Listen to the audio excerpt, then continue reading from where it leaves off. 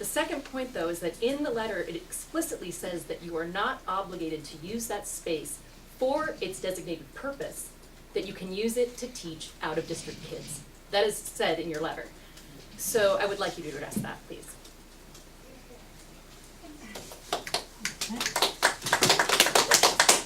Did I miss anybody before I pull it back up? Okay, so I'm gonna close public comment for this agenda item and bring it back up to the board level. So I can answer all these. All right, I have You some can all comments chi- too, you can but all go chime for in. it, yeah. So the state bond, it was passed, there was a state school bond measure, I don't know the number, passed in the fall of 2016, and there was a carve-out in that for charter schools. There was an amount, I don't know if the amount is up in my head. And and it specifically can be used by charter schools which are renting closed facilities, surplus facilities, to upgrade those facilities and have the charter school rent them. And it's a 50% match. So it's a way, if the district were interested, of upgrading Red Hill, with the state paying 50% of the costs. So it's an opportunity which is sitting there unexplored. We continue to believe, and we wrote in our request, that in the long run, the best way to avoid the situation we're in, which nobody is happy about, is to have us rent a facility which is sitting there unrented. To us, it makes no sense to be going through what we're going through. But nevertheless, that's the situation. Playground space, yes? I'll just say that probably gonna have 500 million for charter facility upgrades like that. So yeah, to be clear, that if the district agreed to the idea of Red Hill, that we could go in together and ask for this money to fix up Red Hill from the state. Right. And we would not ask the district to pay any of its own money. We would, as we did before, basically fund the improvements ourselves. So the district could get money from the state Yeah. to Sorry. rehabilitate, Yeah. just to clarify. Sorry. I know. Is that the conclusion that we're making? Yes, that's the law. That's the opportunity. Playground space. The district, we are not contesting the playground space the district is offering. They're offering us again the same space we have this year, which is where our play structure will hopefully soon emerge. We have the DSA approval now, so we're in the final stretch. But we're not. The playground space is not a contested issue. In its proposal, they wanted to reduce our percentage of use of the multi-purpose room in the library and the shared playground space to 17% from 20%, and we object to that. And the math they're using is using White Hill as a comparison school, which is totally inappropriate under the law. And so there's math in our response, in our March 1st response, that goes through that and says, well, you think we should, even though 20% is not as much as they really owe us, it's enough. And I will say, just make a side comment real quick, that when we are in the gym, there is White Hill staff and students who come in and out of there for lunch while we're in there. And I'm not seeing that as a problem. And that we've started, now that we're using all available space in here, we're now using the library on Mondays. We're using it for our music program. And White Hill Librarian is in there. And even though that's our space at that moment, that's not a problem on our Okay, so then there's a lot of questions about the numbers. You have it, you know, it's like,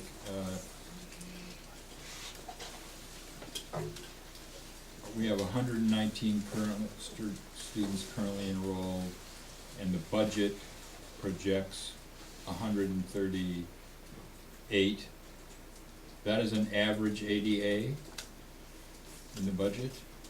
The projected ending enrollment number is over 170. It's 150. In terms of in-district, it's lower than that. Well, there are different, you know, there are things that are different used Right, for but you're different. talking one number and then us. throwing it. Yeah, okay, so, Enrollment snapshot. You just care about in-district, right? The audience is most We're interested. only in district. That's it, the question. That's not true. all right, so, Okay, so, I'm gonna ask But you're the class question. 39, Stop that's what counts commenting. for facilities, right? So let him have an That's the top. opportunity to talk. Industry. Everyone, please. so, we currently have 119. If you look at next year, That's 119 in-district. in-district students. Right.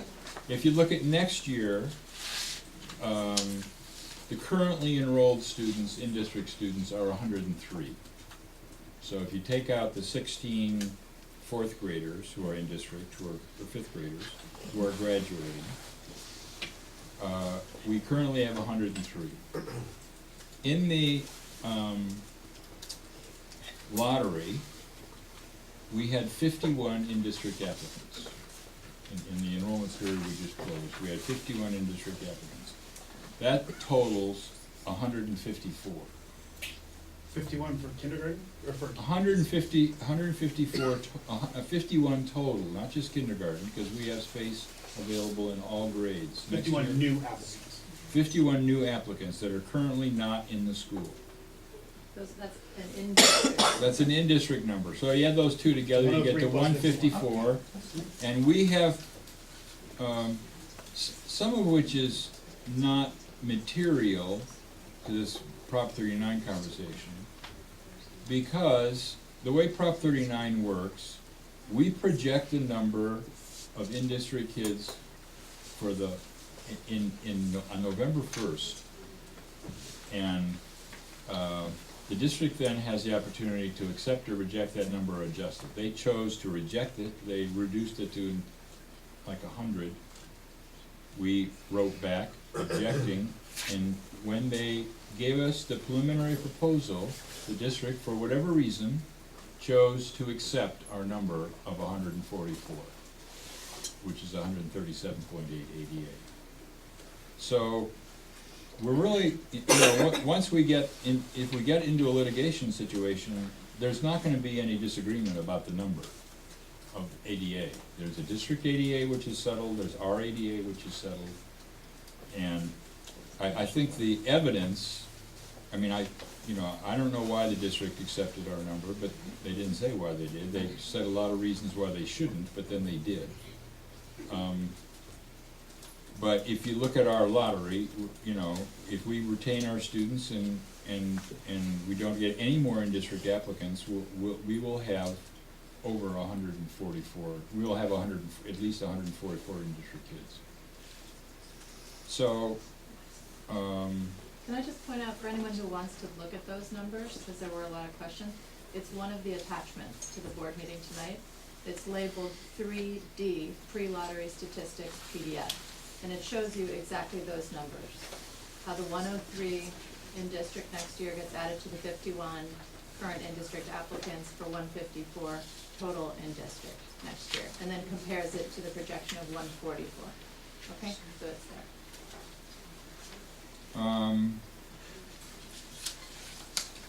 14.6 empty classrooms. Nobody is saying they're empty classrooms. They're not empty. They're being used. They are all being used. 3 or 4 of them are being used. Before we had these numbers, we walked around and looked at how they were being used. 3 or 4 of them are being used for special education and ought to be added to the special education count. But we're not claiming that because we don't have it on paper that they are being used for special education.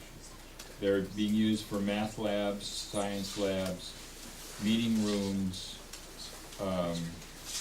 They are likely to end up in a square foot allocation. The 17.8, nobody is saying that the district has class size of 17.8. The district says that it has class sizes of 21.1. So the fact that there's a parent in here who has a class size of 29 means that there's, on the other side of that, there are class sizes that are smaller than 21, because the average is 21. Sorry, can I just make a clarifying point, Con?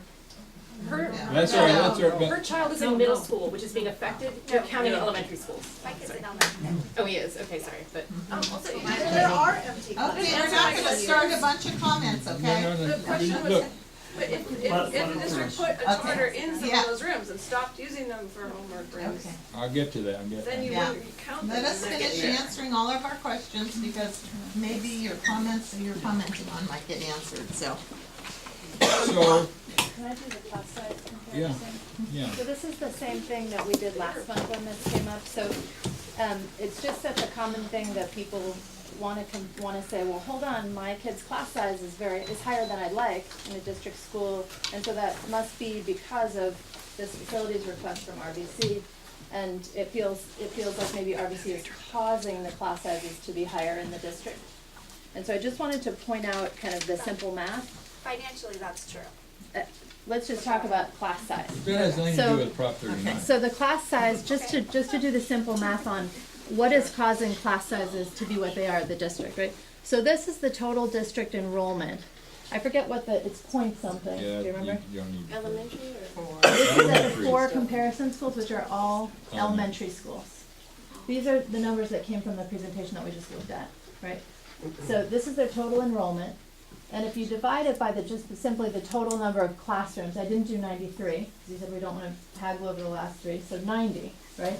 So that would basically give you the ratio of how many kids would fit into the total number of classrooms. If you wanted to use every single classroom in the district as a teaching station, a homeroom station, which obviously they're not gonna use all of them that way, we'll do it this way, and then we'll do it by teaching stations, okay? So if you divide those, you get 13.6 kids per classroom, okay? So if the district really wanted to have low class sizes, based on its current facilities, it could actually have class sizes as low as maybe 14 kids per student. They obviously wouldn't have space to do art and music or anything else, but they could choose to have class sizes that low if they wanted to, right? And then you do the similar comparison with RBC. False statement, I'm sorry. So, well, that's a factual number of students, and that's a factual It just number went of also classrooms. my heart rate. This is the real world. All right, we'll just let her finish her presentation, because she's So then you showing take our different- total number of students, 137.8, and the total number of classrooms that we feel at a minimum is appropriate and is the fair share under the law is at least 10, right, would be the total number, which is Is there again a teaching number that came. classrooms to be specific, Yeah, or? just- No, that's No. just total classrooms that came out of that Prop 39 Which the law presentation does we not just did. do. space available to students. Right, total space available, and if you divide that, you would see that our number of students per classroom would be 13.9, so just slightly more, but very similar, right? So very, Fractions, okay. 0.8. okay, Rounding up. sorry, okay, well, so it's very close, Very you're saying close, close 13.8, okay, that's fine. Okay, so we're basically, if the district has this many classrooms overall and RBC has a total of 10, we've got roughly the same proportion of classrooms to kids overall. And then you could say, well, we don't want to use all our classrooms as teaching stations, we want to use only some of them. So the district has expressed that it only chooses to use 55, right, as teaching stations. Somehow they come up with a 0.4. Yeah, 55.4. Yep. So if you divide that out, it comes out to approximately 22.2 students per classroom, right? And when you have that many as homeroom classrooms, right? And you do the same thing for RBC, 137.8 divided by approximately 6 teaching stations is what they allocated to us. And again, that comes out to about 22 0.9, so it's just a tiny bit more, but roughly the same proportion of students per classroom. Right, so I just want to point out that we are not asking for kind of more classroom space per kid. These are fundamentally the same rough ratios. And what happens between this total number of classrooms at the district and this number of homeroom classrooms is just fully a management decision that the district makes. So the It 50 chooses, The 55 is just the district students, correct? that's the district's So the total real students Teachers, and the staff, total No, number of those homeroom include classes. out-of-district students as well. Well, yeah, they probably have some out-of-district students. So the district could have class sizes anywhere between 22 and 13.6. They could adjust depending on how many teachers they want to hire. Until they choose to Right. provide less than 90 classrooms, and then that should be the same ratio for what is provided to the charter. Yeah, you, Okay, so- in addition, you're That's missing. not- Yeah, there's public comment time and then there's Okay, board but you're time. missing the ratio, I'm curious if you No. have that ratio, which is, what's the ratio of, Okay. if you're going to the left I'm gonna of stop you. non-dedicated classrooms, can you do that Okay. ratio? It would be just the exact, I mean, it would be the converse of You add this. in Why, the special why the space, objection you to know 6 all the classrooms then, if that's the same as what the district allocates for teaching Well, stations? because that's only teaching stations. The district has another 35 That- classrooms that it's using for art, music, all this other stuff that it's just choosing to ignore How many out of in its district kids allocation to go in RBC. with So it's school? just saying Is all what you we get wanna is know. the 6 and no space for art, music, special ed, anything else. So if And you so look that at would be the- like the equivalent of us saying, well, okay, district, you should only have 55 homeroom classrooms and then no other classrooms to do anything with your kids. Currently, the district is using 38% of its classrooms. It's the other 35 classrooms here, so 90 minus 55, 35 classrooms. Does- Are, do the it's two using for organizations- this specialized In purposes. terms of numbers that people agree on, I think everybody's agreed on the 138 and the 1223 is, do both sides agree on the 90? Yes, we do. Yes. It's a district number. They provided that document to us. So No, they're they taking provided these it to the these board. 35 classrooms and They they're provided saying, it under PR, under Yes. public records, or you guys have Yes, agreed? under on it? public It was in a board presentation. That's like So that hasn't all been the agreed to space by that the the district district. owns. Well, it's their number. It's not like they have It's to their agree to it. blueprints, it's their plans. It's their number. so that's the issue is that they've ignored the 35 This is exactly what we talked classrooms. about last Right. week, and this Yes. is what I thank Ms. Kimball for, and it's totally understood. These are two perspectives, two Yes. sides of the That's table, right. see it in opposite ways. And I It's not agree gonna be now. discussed tonight, it's not gonna be agreed upon tonight. No? Nobody's right particularly or wrong, and if you wanna go to Yeah. court to have a judge decide it, that may be the only way to figure out if we should use the left side or the right side. That's the only way to figure it out. And I think that that's what we're acknowledging is that we, after talking and using numbers, cannot come to an agreement on it. And that probably the most likely helpful thing to everyone in the end will be to have a judgment made on it by someone who can take a look at the data and make that determination and then tell both parties how it should be allocated. And the issue is, be Yeah, so I'm gonna ask you to stop now, I'm because we gonna, have other questions. so I wanna go back to, there's this thing about out-of-district students, there's great resentment for out-of-district students. The district has out-of-district students, I don't know what the number is, they do, they get to count theirs in their number, but we don't get to count. Could you clarify that statement a little bit? Yep, please. Well, I, for example, teachers, teachers, kids can come to school here. If the teacher lives out of the district, like in Lagunitas, their teacher can come to this school. Their kid. Yes. And so, there are other exceptions, I don't know what the number is, it's not a huge number, it's not like 100, I don't know what it is, it's not a huge number.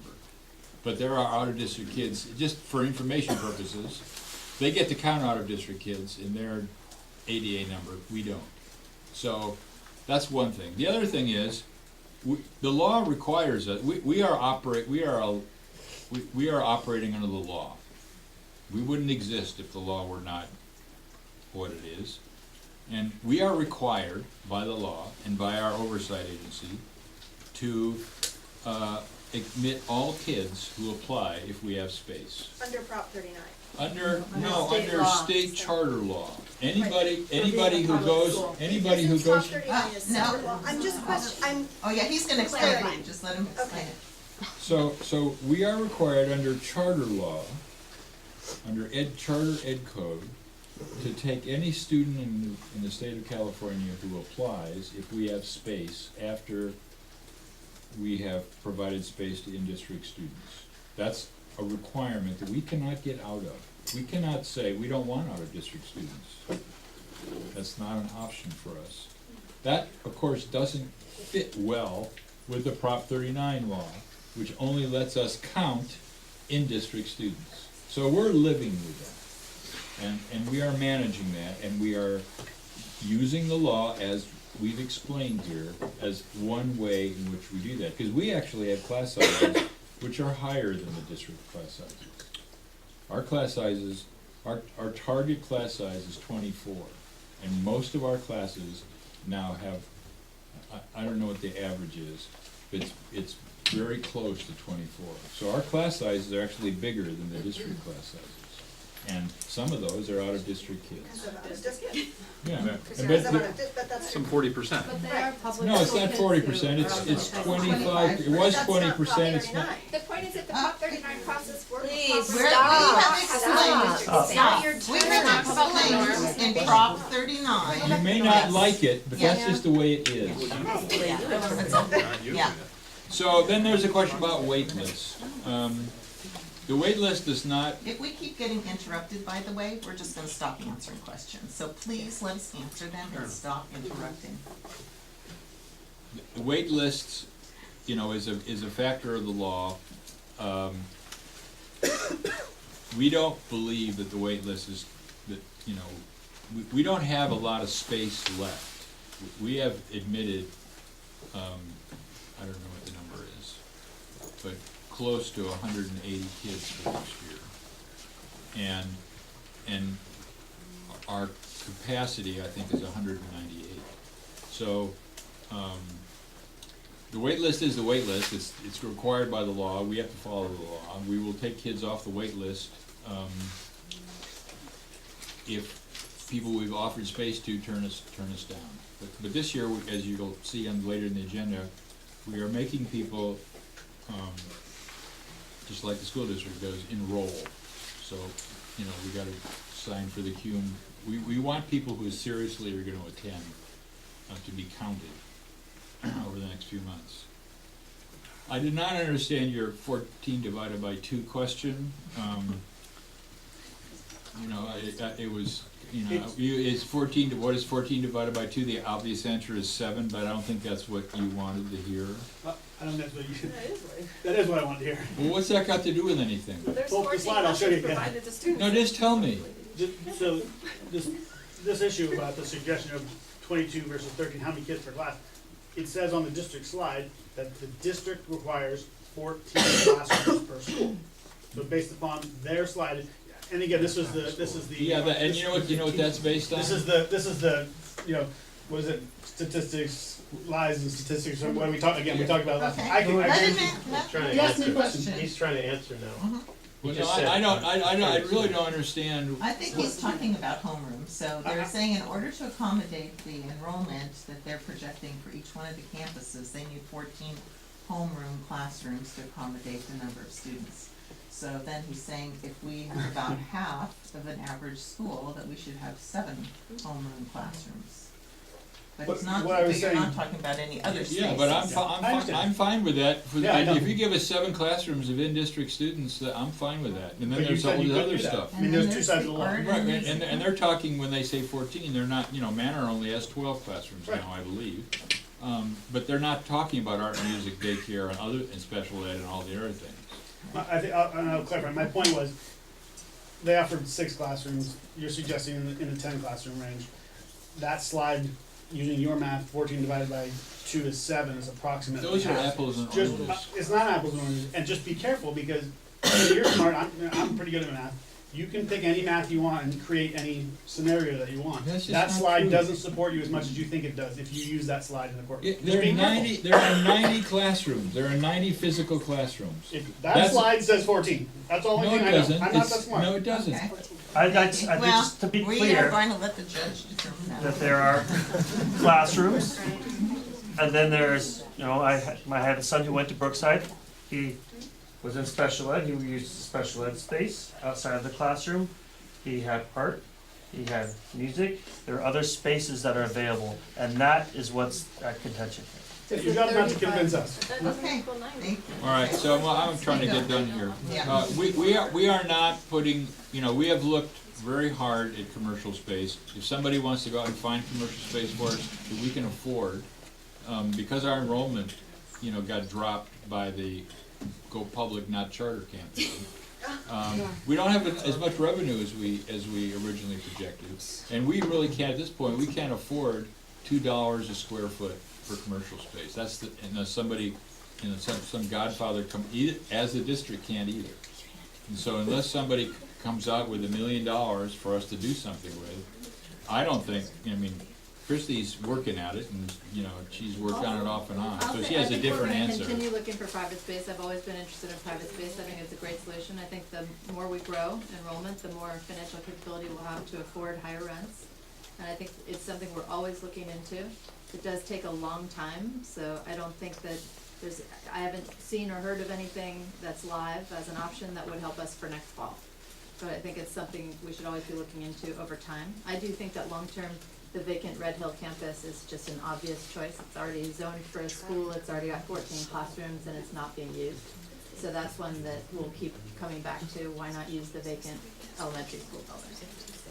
Okay, then there was a question about, why didn't we deal with this last year? And the reality is we did. If you look at our response to the district's original offer, we said, that they did not, that we said all these things, all that math, all that writing, everything I said tonight is in that letter. We just decided not to go to court over it, because we had enough classrooms to start, and that's what we cared about. We did not care about winning or fighting or making points. We cared about having a school, and at that point we didn't have a school. So what's different between last year and this year is that now we have a school, and we now need the space that is fairly allocated to us. So you can consider that bad faith. We pointed all these things out last year. They ignored them in their response. They ignored them in the preliminary offer. And they seem to believe that these 35 classrooms shouldn't be counted. They truly believe that. So, we just need to test who's right.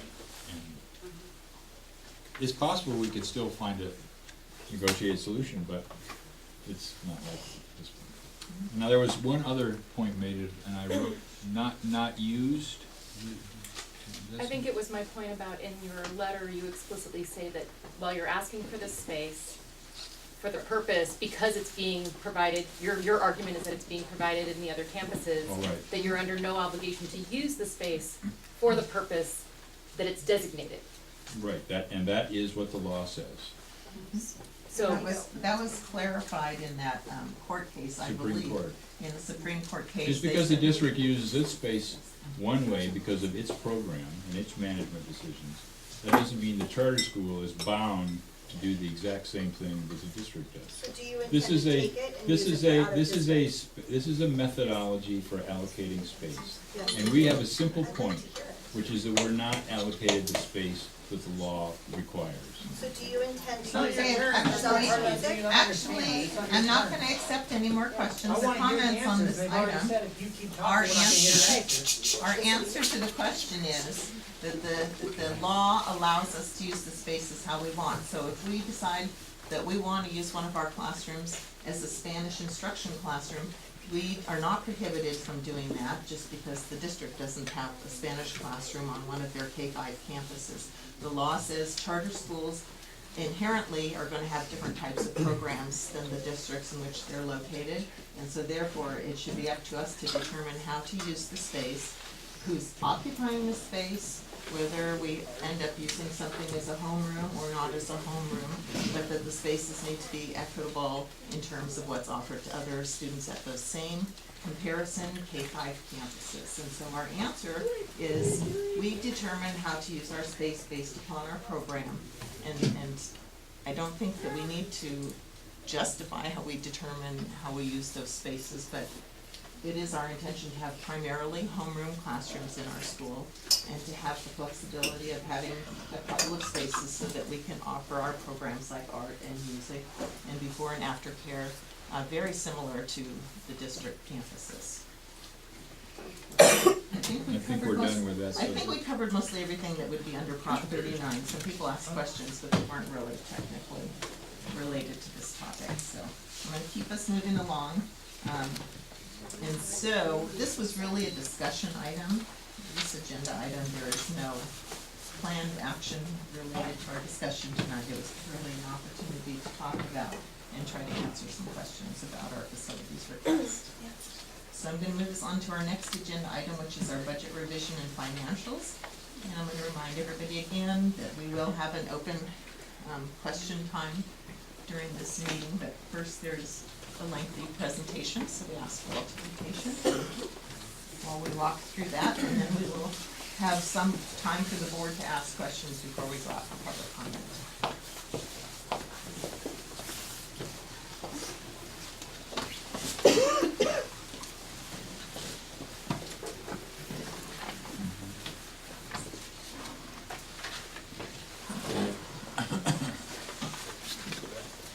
Please, if you have to leave, make use of your telephone to use the flashlight.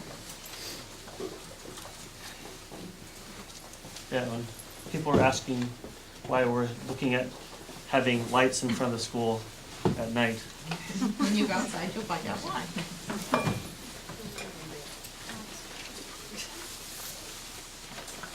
Okay, next page. So, as you know, we like the district, we produce a budget in June. We produce a revision in December based on November, or maybe it's October, ending results. And then we produce a revision in March based on the January results. So I'm gonna walk you through the balance sheet, and then I'm gonna, the January balance sheet, and then I'm going to go through the changes. There were 3 tabs in the budget. One of the tabs is difference between December revision and the March revision, and I'm going to walk you through that, kind of line by line. So this is our, these are our assets. At the moment, we have a lot of cash, and we have one receivable, which is the final payment of the PCSGP grant. We are in the process of completing the requirements to receive that. We've spent all the money, but it's now a question of just getting reimbursed for it. So we are now in the process of applying for that last $37,000, which I think I projected in the cash flow to be received in May or June. Next. The liabilities,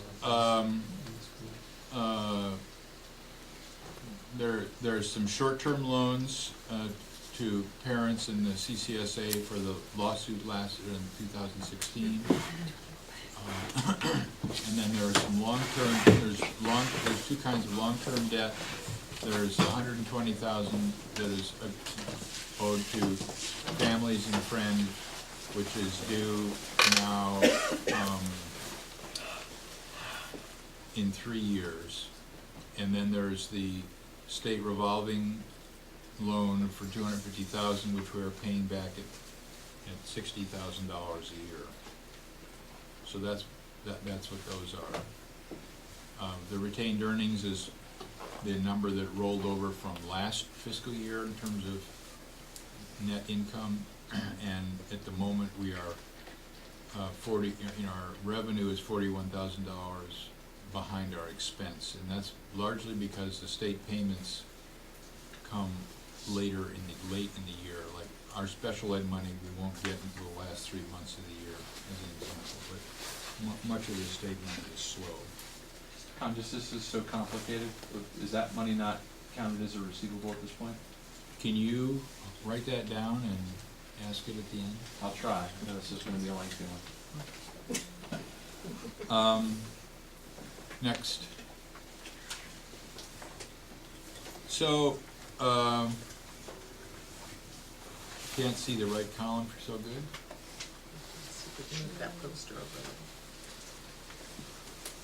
So this is a summary of all the revenue, and the changes. So the middle column and the heading doesn't show up on all these pages. So the middle column is always the December budget, and the left column is the March budget, and the right column is the difference. So we had project growing enrollment in December, and it has grown, but it's grown somewhat faster than we budgeted. So that's accounts for an additional $13,000 of revenue. As I pointed out to you before, any students that sit in chairs after March 31st don't get counted towards revenue at all. So even though we are anticipating our growth to continue for the next 2 months, only the kids that show up in the next 13 days will matter, and they only matter in a very small amount. Federal revenue is budgeted has gone down because we haven't completed our application for free and reduced price lunch, so that revenue is not going to happen in the second quarter or in the third quarter. Hopefully it will happen in the fourth. Local revenues, that primarily is the aftercare program, and when I made the budget in this, we didn't budget in the aftercare program at all in June, and when I budgeted in December, I under budgeted by $25,000. This is basically it's a pass-through, the revenues equal the expenses for aftercare. Next. The other big numbers are from parent giving, the family giving program. We have